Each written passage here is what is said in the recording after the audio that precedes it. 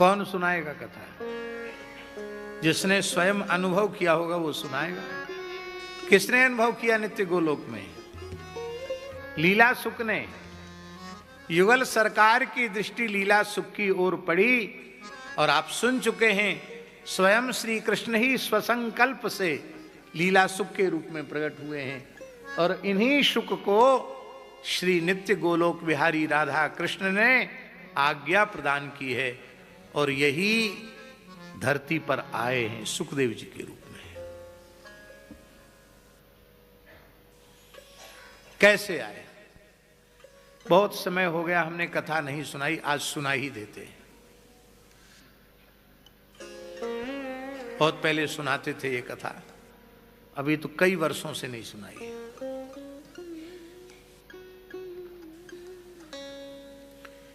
ये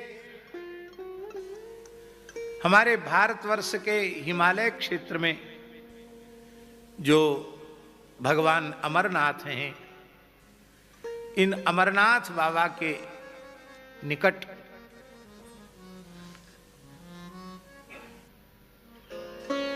एक विशाल वटवृक्ष के कोहड़ में एक अंड के रूप में प्रकट हो गए। अंड के रूप में प्रकट हो गए, ये कहने का प्रयोजन ये है कि ये किसी शुक और सुकी के गर्भाधान से अंड के रूप में उत्पन्न नहीं हुए, नित्य गोलोक से आए और अपने संकल्प से ही एक अंडे के रूप में वहां विराजमान हो गए। और इसी समय की बात है,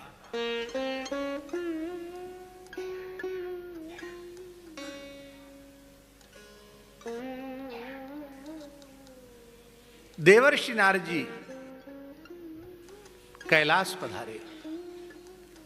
भगवान शिव ऋषियों के यहां किसी सत्संग में उत्सव में गए थे। भगवती जगदम्बा पार्वती केवल आश्रम में थी। नारद जी तो उनके गुरुजी हैं। नारद जी का आओ आओ भगत की आदर किया, प्रणाम किया, आओ गुरुजी विराजो। कहा कहो भगवती पर्वत नंदनी, आनंद में तो हो ना। पार्वती जी बोली गुरुजी क्या बतावें, इतना प्रेम भगवान शंकर देते हैं, इतना प्रेम देते हैं, इतना प्रेम देते हैं, मैं उस प्रेम का अपनी वाणी से वर्णन नहीं कर सकती। उन्होंने तो मुझे अपना अर्धांग ही बना रखा है। इतना प्रेम देते हैं कि मुझे अपने अंक में स्थान देते हैं, गोद में स्थान देते हैं। पार्वती भगवान शिव के द्वारा प्राप्त प्रेम का वर्णन कर रही थी और नारद जी तो लीला करने पधारे थे। कुछ अनमने से ढंग से नारद जी ने सुना और सुनने के बाद कहा हाँ ठीक है, आपकी अनुभूति है तो उससे हमारा कोई विरोध नहीं है, अच्छी बात है। आप उनके प्रेम को प्राप्त करके धन्य हो रही हैं, ये तो अच्छी बात है, बहुत अच्छी बात है। पार्वती जी ने कहा गुरुजी आपने जैसी अभिव्यक्ति आपको करनी चाहिए थी वैसी आपने थोड़ा, आपका लहजा दूसरा है। नारद जी ने कहा अब ज्यादा पीछे मत पड़ो पूछने के। हाँ नहीं गुरुजी ये तो बता ही दीजिए। बोले देखो प्रेम तो है, ऊपर ऊपर का प्रेम है, भीतर का नहीं है।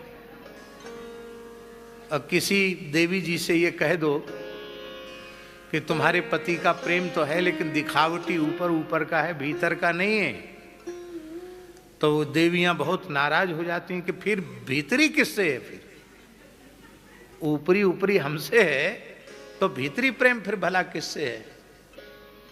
पार्वती जी ने कहा नहीं गुरुजी ये बात हमारे गले नहीं उतर रही है।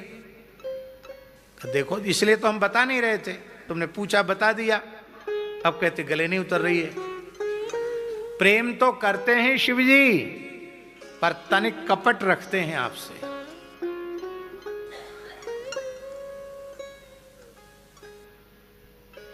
कहा क्या कपट रखते हैं? कहा चिता भस्म क्यों धारण करते हैं? कभी बताया आपको? नहीं बताया। अस्थिमाल क्यों धारण करते? कभी बताया? नहीं बताया। मुंडमाल क्यों धारण करते? कभी बताया? और उस मुंडमाल में किस किस के मुंड हैं कभी बताया?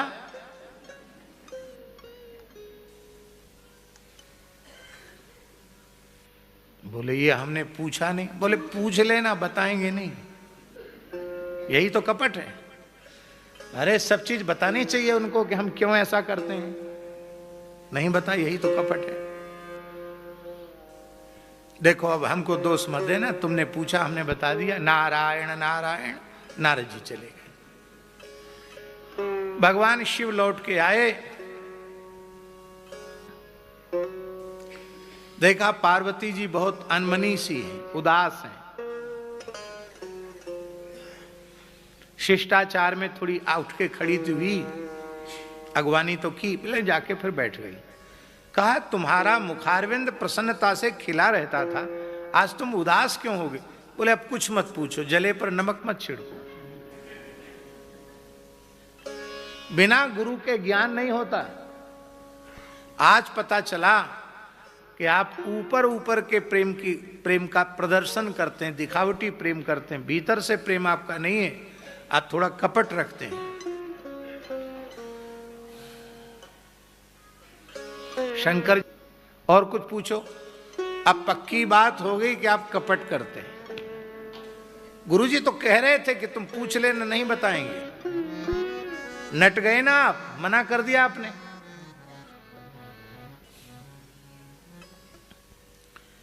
बहुत ध्यान से सुने। चिता भस्मालेपो गरल मसनम दिक्पट धरो।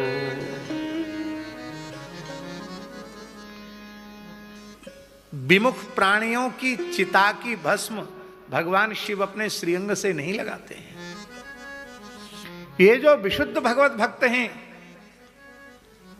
जिनका संपूर्ण जीवन भगवत चरणारविंद में समर्पित हो चुका है, जिनके रोम रोम से निरंकार गूंजता है, भगवान नाम प्रकट होता है, ऐसे जब भगवान के प्राण प्यारे भक्त अपने देह का विसर्जन करते हैं तो उनके उस पवित्र जप युक्त देह के प्रति शिवजी का इतना अनुराग है कि उनकी भस्म को वे अपने श्रीअंग पर धारण करके उस भक्त के आलिंगन का सुख प्राप्त करते हैं, और उस भस्म की रज के एक एक कण से हरिनाम प्रकट होता है।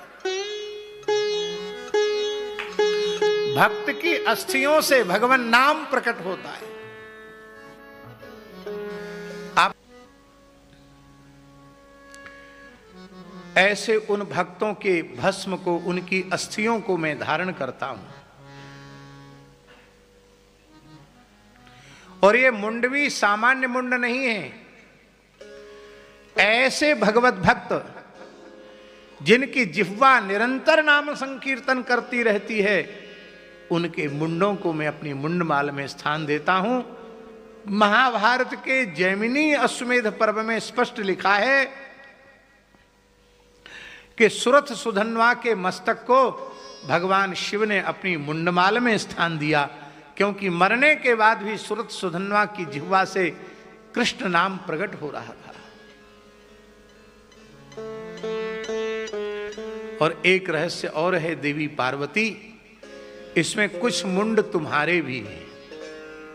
अरे मेरे मुंड हैं क्यों? तुम भी तो बहुत भजन करती हो, राम राम जपती हो, राम रामेति रामेति रमे रामे मनोरमे सहस्रनाम तत्तुल्यम राम नाम वरानने सहस्रनाम सम सुन शिववाणी जप जेई पी संग भवानी। तुम्हारा मुंड भी मैं, जब तुम्हारा समय पूर्ण हो जाता है तो तुम्हारे मुंड को भी मैं अपने मुंड माल में स्थान देता हूं। कितने मुंड हैं हमारे? बोले देख अब तुम ही गिनती कर लो कितने, बहुत हैं। तो भगवान इसका मतलब तो यही है कि आप अविनाशी परमात्मा हैं और मैं समय समय पर देह का त्याग करती हूं। हाँ देवी तुम ठीक कहती हो, तुम देह त्याग करके नया देह स्वीकार करके मेरी सेवा में पुनः आती हो। जैसे तुम पिछले शरीर में सती थी, फिर इस जन्म में पार्वती हो गई। तो भगवान आपके ऊपर मृत्यु का प्रभाव क्यों नहीं होता और मेरे ऊपर मृत्यु का प्रभाव क्यों हो जाता है? भगवान शिव ने कहा, देवी मैं अमर कथा का आश्रय लेकर के रहता हूं, उस अमर कथा के रस का पान करता हूं, उस रस के पान के प्रभाव से जरा जन्म मृत्यु काल ये मेरा स्पर्श नहीं कर सकते। पार्वती जी ने कहा, वो कथा आपने हमको क्यों नहीं सुनाई? है? हमको सुनानी चाहिए ना वो कथा, हमको सुनाइए, मैं भी अमर होकर आपकी सेवा में रहूं, मुझे देह का विसर्जन न करना पड़े। शंकर जी ने कहा, वो रहने दो, फिर कभी मौका आएगा देखेंगे। देखिए यही तो कपट है, समझ में आ गया? आप सुनाना नहीं चाहते हो। तब पार्वती जी को प्रसन्न करने के लिए शिव जी ने कहा, ठीक है हम सुनाएंगे, लेकिन एकांत में सुनाएंगे। यहां कैलाश में बहुत भीड़ भाड़ है, हिमालय के किसी दूसरे शिखर की ओर चलेंगे, वहां सुनाएंगे। पार्वती जी बोली, दुनिया के किसी कोने में ले चलो, हमें तो सुनना है।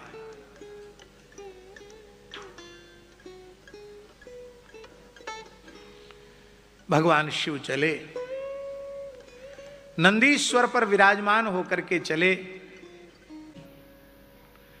तो सबसे पहले उनको एकांत में सुनाना है ना कथा, तो सबसे पहले नंदी को छोड़ दिया उन्होंने। कहां छोड़ा नंदी को?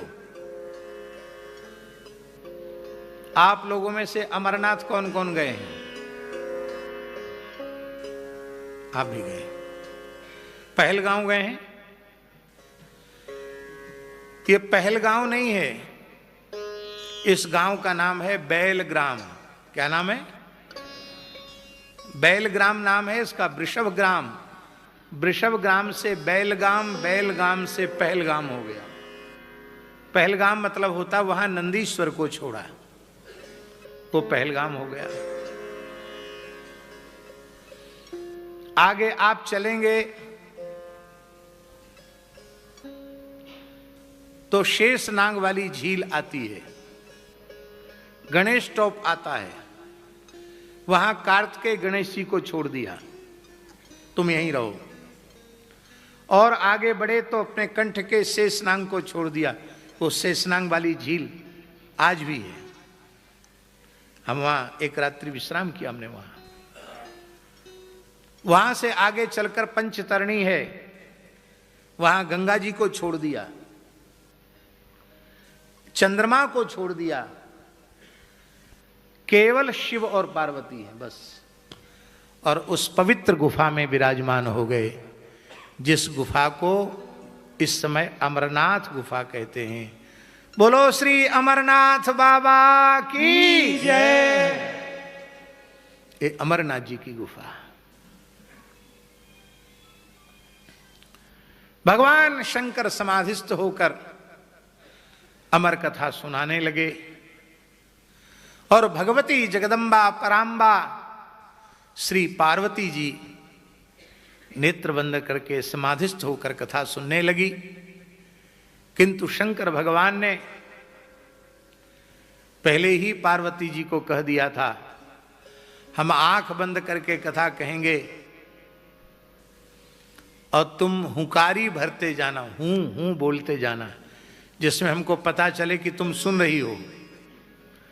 तुम हुंकारी बंद कर दोगी तो हम कथा बंद कर देंगे। हम तो आंख मूंद के कथा कहेंगे, आंख खोल के कथा कहें तो पता चले। तो मैं नेत्र बंद करके कथा कहूंगा, तुम्हारी हुंकारी का शब्द हमारे कान में पड़ना चाहिए। भगवान शंकर ने कथा आरंभ के पहले डमरू बजाया, इसलिए बजाया कि वहां के कोई पशु पक्षी वहां सब दूर चले जाए, सब दूर चले गए।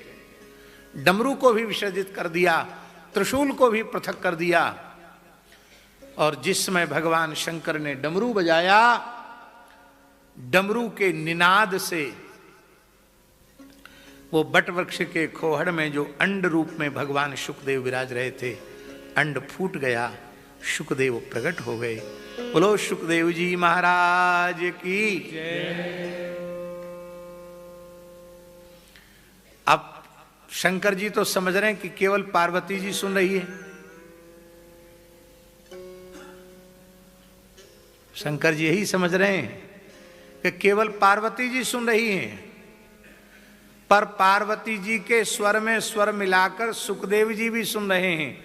पार्वती जी बोलती हूं, सुखदेव जी स्वर में बोलते हूं, एक साथ बोलते हूं, शंकर जी को पता न चले। कुछ लोग कहते हैं कि पार्वती जी को नींद आ गई कथा सुनते सुनते। ये कहना ठीक नहीं है, नींद नहीं आई। कथा में नींद नहीं आई पार्वती जी को। कथा रस में पार्वती जी इस प्रकार से डूब गई कि उनकी समाधि लग गई, और जब समाधि लग गई तो हुंकारी भरना बंद हो गया।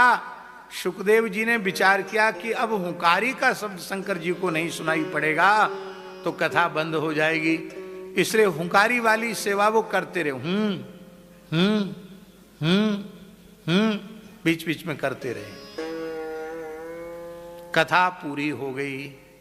शंकर जी ने नेत्र खोले तो देखा पार्वती जी समाधिस्थ हैं।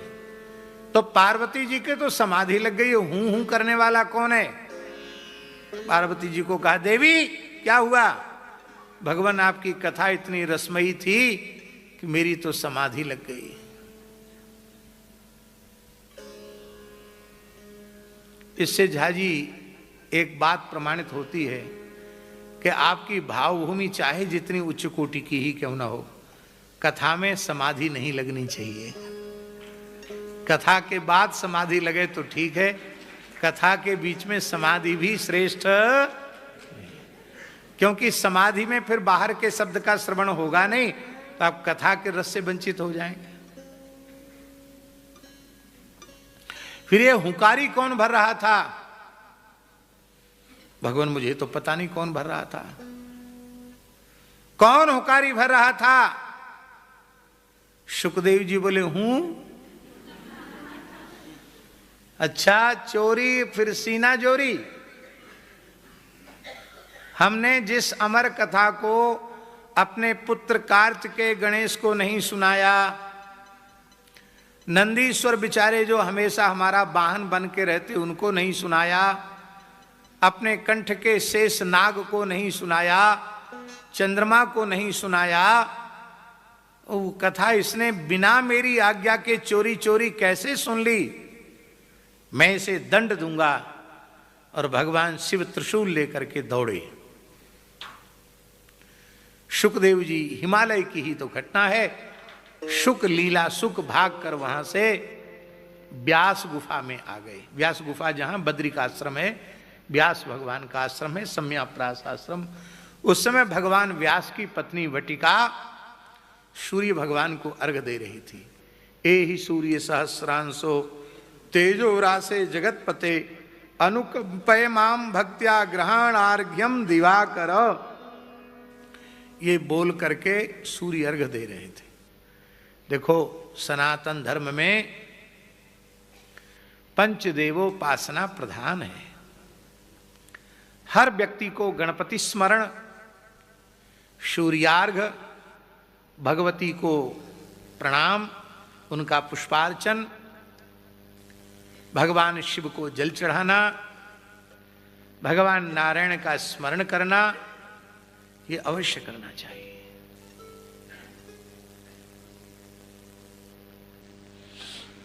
तो वो सूर्यार्घ दे रही थी। उसी समय भगवान शुकदेव उनके मुख में सूक्ष्म रूप से प्रविष्ट हो गए। ही मंत्रोच्चारण कर रही थी तो सूर्य भगवान शुक मुख मार्ग से प्रविष्ट होकर माता वटिका के उदर में चले गए। शंकर जी त्रिशूल लेकर खड़े व्यासाश्रम में। भगवान व्यास शिष्य मंडली के सहित आए। नमः शंभवाय च मयो भवाय च नमः शंकराय च मस्कराय च नमः शिवाय च शिवतराय च इत्यादि मंत्रोच्चार पूर्वक भगवान शिव के चरणों में अर्घपाद्यादि निवेदित करने लगे। लेकिन शंकर जी तो उग्र हो रहे थे। प्रभो आप इतने गर्म क्यों हो रहे हैं?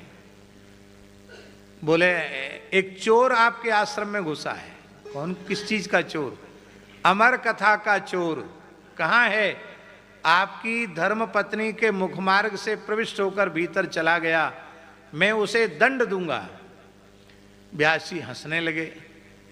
बोले भगवान, आप स्वयं ही कह रहे थे कि जो अमर कथा सुन लेगा वो मरेगा नहीं। अब इसने पूरी अमर कथा सुन लेगी तो मरना तो उसको है नहीं, तब आप दंड क्या देंगे मेरी समझ में नहीं आता। तो यदि आपने कथनचित मार दिया तो आपकी अमर कथा, अमर करने वाली ये बात अप्रमाणित हो जाएगी। अरे जिस पूरी कथा को पार्वती जी नहीं सुन सकी और इसने सुन लिया, तो ये तो बात पक्की है कोई सामान्य नहीं है वह जीव। शंकर जी समाधिस्थ, अरे ये तो मेरे आराध्य श्री कृष्ण ही हैं, ये जीव हैं ही नहीं, ये तो ईश्वर कोटि के हैं। बोले व्यास तुम बहुत भाग्यशाली हो, ये साक्षात नंद नंदन श्री कृष्ण ही सुख रूप से गर्भ में आए हैं। और अब तक जो अमर कथा मैं किसी को नहीं सुनाता था, अब ये सुख रूप से प्रकट होकर अमर कथा सबको सुनाएंगे। ये अमर कथा और कोई दूसरी नहीं है, श्रीमद् भागवत की कथा ही अमर कथा है। श्रीमद् वाल्मीकि रामायण की कथा ही अमर कथा है। श्रीमद् रामचरितमानस की कथा ही अमर कथा है। माने भगवत कथा ही अमर कथा है। इस कथा के रस को निरंतर यदि कोई पीवे तो वह अजर अमर हो जाएगा। प्रमाण हम देते, प्रमाण हम देते।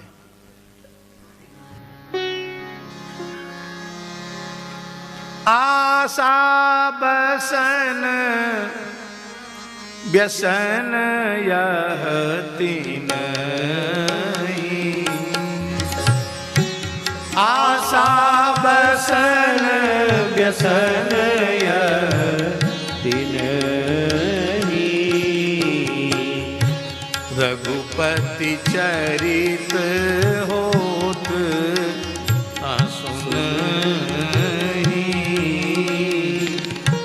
रघुपति चरित होत नित सुनहि, देखत बालक बहुकालीना, देखत बालक बहुकालीना,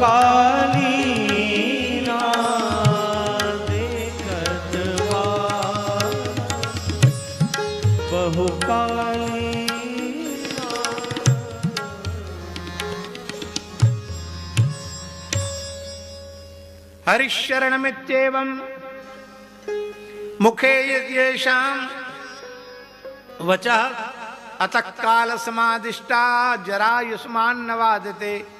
हरिशरणमित्येवं नित्यं येषां मुखे वचः अतः काल समादिष्टा जरायुष्मान् न वादते। सदा वैकुंठ निलया हरिकीर्तन तत्परा, लीलामृत रसोन्मत्ता कथा मात्रेक जीवना।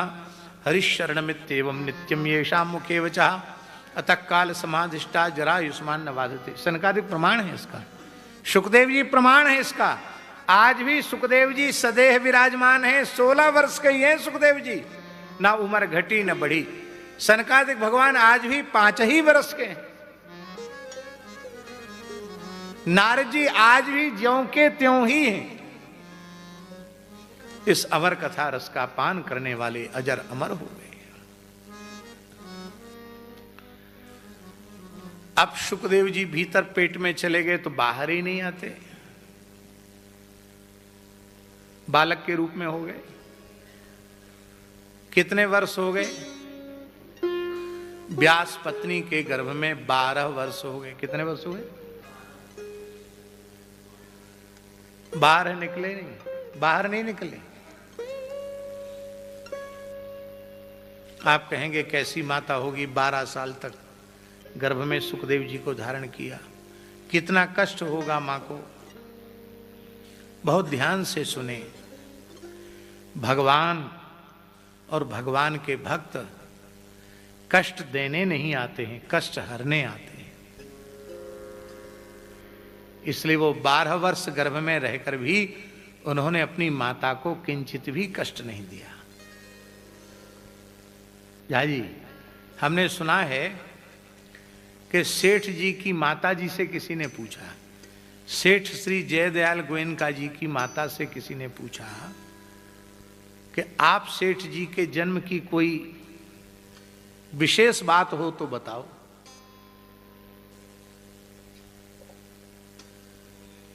तो उन्होंने कहा कि हमने सुना था कि जब कोई माता बालक को जन्म देती है तो बहुत कष्ट होता है,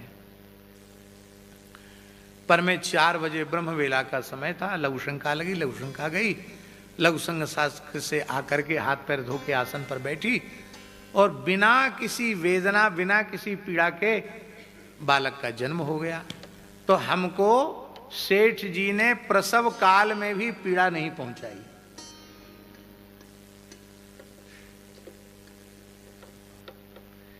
ये सामान्य घटना नहीं, अलौकिक घटना है।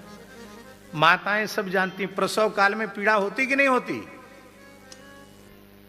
लेकिन सेठ जी जैसे अलौकिक पुरुष आए तो प्रसव की भी वेदना नहीं हुई।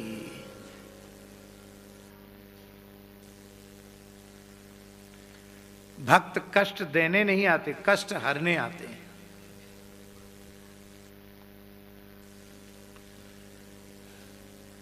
व्यास जी ने कहा बेटा बाहर आओ। सुखदेव जी बोले बाहर आने में खतरा है। क्या? भूमि परत भा डाभर पानी, जिम जी वही माया लपटानी। माया पकड़ लेगी इसका खतरा है। माया वश स्वरूप विसरायो, माया के कारण स्वरूप की विस्मृति हो जाएगी। इसलिए जहां भजन बने वहीं रहना चाहिए। गर्भ में बढ़िया भजन बन रहा है, एकांत वासा झगड़ा न झांसा, कोई मिलने जुलने वाला भी नहीं, खूब राम राम हो रहा है, वहीं ठीक है। व्यास जी ने कहा बेटा बाहर आओ। सुखदेव जी बोले बाहर आने में खतरा है। क्या? भूमि परत भा डाभर पानी, जिम जी वही माया लपटानी। माया पकड़ लेगी इसका खतरा है। माया वश स्वरूप विसरायो, माया के कारण स्वरूप की विस्मृति हो जाएगी। इसलिए जहां भजन बने वहीं रहना चाहिए।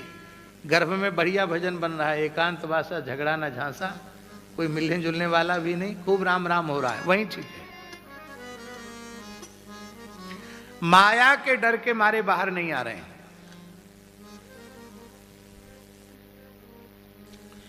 व्यास जी ने भगवान बद्री नारायण का स्मरण किया। भगवान बद्री नारायण प्रकट हुए। बद्री का आश्रम की तो घटना है ही है। भगवान बद्री नारायण प्रकट हुए। व्यास जी से पूछा हमको क्यों याद किया? बोले आप जन्म दीजिए बालक को, नहीं तो जन्म ही नहीं लेना चाहते हैं। भगवान नारायण ने कहा सुखदेव जन्म क्यों नहीं लेना चाहते हो? बोले प्रभु आपकी माया से हमको भय है। भगवान बोले हम आश्वासन देते हैं मेरी माया आपको छू नहीं सकेगी। अरे भला आपको मेरी माया कैसे स्पर्श करेगी? आपकी वाणी का जो आश्रय लेंगे उन जीवों को भी मेरी माया का स्पर्श नहीं होगा। आश्रय लेने का मतलब कथा कहना नहीं, हाँ, कि भागवत की कथा वांचने लगे तो भागवत का आश्रय हो गया। भागवत जैसा जीवन हमारा हो जाए, भागवत आत्मसात कर लें हम, उसको माया का स्पर्श नहीं होता। पक्की बात है। आपके वचनामृत को सुनकर जीव माया से मुक्त हो जाएंगे। आपको माया से भय क्यों है? भगवान नारायण चले गए। सम्याप्रास आश्रम में वैशाख अमावास्या की मध्याह्न काल की अभिजित वेला में भगवान श्री सुखदेव जी प्रकट हुए। बोलो श्री सुखदेव जी महाराज की जय। वैशाख अमावास्या सुखदेव जी की जयंती है और जन्म लेते ही यम प्रव्रजंत मनुपेतम अपेत कृत्यम। ये विरह कातर के ऊपर इतनी लंबी चर्चा हो गई। तो व्यास जी पुत्र के भाव से विरह कातर नहीं है, वो इस भाव से विरह कातर हो रहे हैं कि ये जो अमर कथा शिवजी से सुन के आए हैं हम भी सुन लेते, और ये तो हमारी तरफ देख तक नहीं रहे हैं, ये सीधे वन की ओर जा रहे हैं। तो सत्संग का विरह था, इसलिए विरह कातर आज हुआ। पुत्र विरह नहीं, सत्संग विरह।